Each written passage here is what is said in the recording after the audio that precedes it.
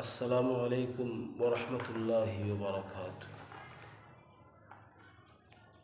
সম্মানিত মুসলিম ভাইয়েরা, আজকে আপনাদের সম্মুখে পবিত্র মুহররমুল হারাম আশুরার রোজা নিয়ে এবং আশুরা নিয়ে কিছু আলোচনা করব ইনশাআল্লাহ তাআলা।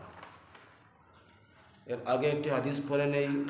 মুহাম্মদ রাসূলুল্লাহ সাল্লাল্লাহু আলাইহি সাল্লাম যখন মক্কাতুল মুকাররমা থেকে মদিনাতুল মুনাওয়ারার প্রতি নবীজি হিজরত করলেন,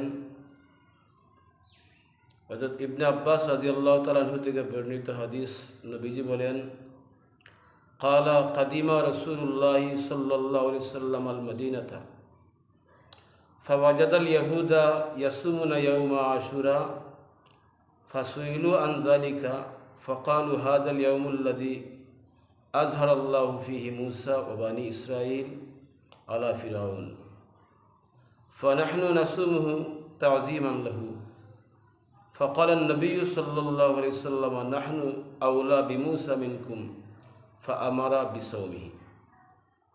এই হাদিসের মাধ্যমে রাসূলুল্লাহ সাল্লাল্লাহু আলাইহি ওয়াসাল্লাম যখন মক্কাতুল মুকাররমা থেকে মদিনাতুল মুনাওয়ারার প্রতি হিজরত করলেন, তখন গিয়ে দেখলেন মদিনার ইহুদিরা আশুরা মুহররমের 10 তারিখের সিয়াম রোজা পালন করছে। নবীজি সাল্লাল্লাহু আলাইহি সাল্লাম তাদেরকে জিজ্ঞাসা করলেন যে তোমরা এই আশুরার রোজা কেন রাখো, কে জন্য রাখো?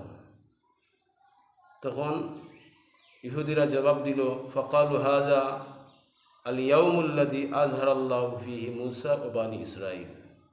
আমরা এই আশুরার রোজা এজন্য রাখি যে এই দিন রব্বুল আলামিন মূসা আলাইহিস সালাম এবং বনী ইসরাঈলকে ফেরাউনের কবল থেকে মুক্তি দিয়ে তাদেরকে বিজয়ী করেছিলেন।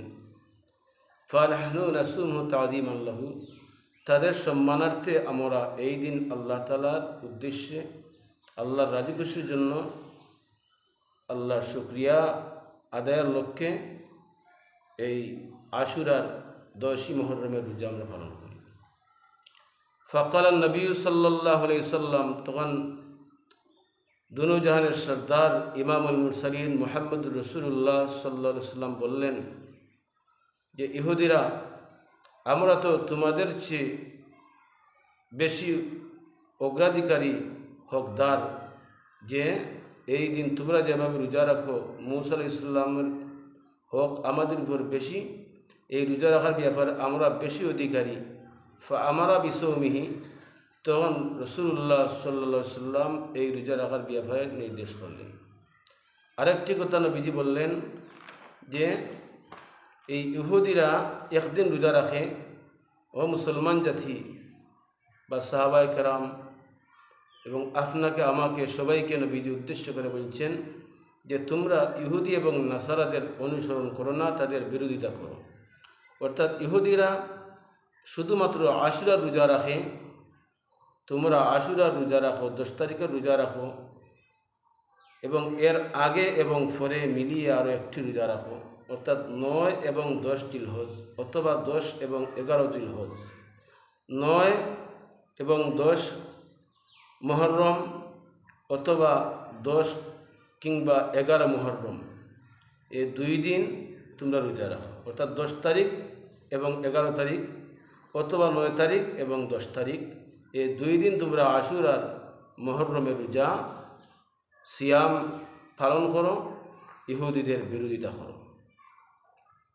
অন্য হাদিসে নবী করিম সাল্লাল্লাহু আলাইহি সাল্লাম বলেন, আমি আশাবাদী যে আশুরার রোজার কারণে, মুহররমের 10 তারিখ আশুরার রোজা রাখার কারণে আল্লাহ তাআলা যে রোজা পালন করবে তার অতীতের 1 বৎসরের সমস্ত সগীরা গুনাহ আল্লাহ তাআলা ক্ষমা করে দিবেন। তিরমিজি শরীফের বর্ণনা। অন্য হাদিসে হযরত ইবনে আব্বাস রাদিয়াল্লাহু তাআলা আনহু থেকে বর্ণিত, নবীজি বলেন, ইবনে আব্বাস রাদিয়াল্লাহু তাআলা আনহু বলেন, রাসূলুল্লাহ সাল্লাল্লাহু আলাইহি সাল্লামকে রমজান ও আশুরা যেভাবে গুরুত্বের সঙ্গে আমি রোজা রাখতে দেখেছি, অন্য সময় এত গুরুত্ব সহকারে নবীজি রোজা রাখেননি। বুখারী শরীফের বর্ণনা। হযরত আবু হুরায়রা রাদিয়াল্লাহু তাআলা থেকে অন্য আরেকটি বর্ণনা পাওয়া যায়। এক হাদিসে নবী করিম সাল্লাল্লাহু আলাইহি সাল্লাম বলেন, রমজানের পর আল্লাহর মাস মুহররমের রোজা হলো সর্বশ্রেষ্ঠ রোজা। মুসলিম শরীফের হাদিস। এই জন্য মুহররমের মাসে আমরা আশুরার 9 অথবা 10 তারিখে সুস্থ যারা আছি রোজা রাখবো। এই রোজার অনেক ফজিলত রয়েছে। শুধুমাত্র এই মুহররম বা আশুরার দিন কারবালার ইতিহাস নয়, বরং আল্লাহ তাআলা যখন আসমান এবং জমিন সৃষ্টি করেছেন তখন 12টা মাস আল্লাহ তাআলা নির্ধারণ করে রেখেছেন। এর মধ্যে একটি মাস ছিল মুহররম মাস।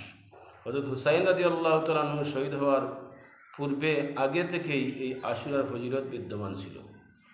যখন হযরত হুসাইন রাদিয়াল্লাহু তাআলা শাহাদাত বরণ করেন তখন এই দিন আশুরার দিন ছিল 10ই মুহররম। যদি শুধুমাত্র আমরা রোজা না রেখে হুসাইন রাদিয়াল্লাহু তাআলার শাহাদাত নিয়ে তিনি শহীদ হয়েছেন এই দুঃখ প্রকাশ করতে যাইয়া আমরা নিজেদের শরীরকে রক্তাক্ত করি, বিভিন্ন রকমের কুপ্রথা চালু করি, এই কুপ্রথার মাধ্যমে সওয়াব হওয়া দূরের কথা বরং অনেক বড় গুনাহ হয়ে যাবে। এই জন্য আশুরার দিন আমাদের জন্য করণীয় হচ্ছে আমরা রোজা রাখবো 10 তারিখ এবং 9 তারিখ, অথবা 10 তারিখ এবং 11 তারিখ। এই 2 দিন রোজা রাখবো। এই 2 দিন রোজার অনেক ফজিলত রয়েছে। আল্লাহ রাব্বুল আলামিন আমাদের প্রত্যেককে এই আশুরার যথাযথ সম্মান করার, রোজা রাখার আল্লাহ তাআলা যেন আমাদেরকে তৌফিক দান করেন। আসসালামু আলাইকুম ওয়া রাহমাতুল্লাহি ওয়া বারাকাতুহু।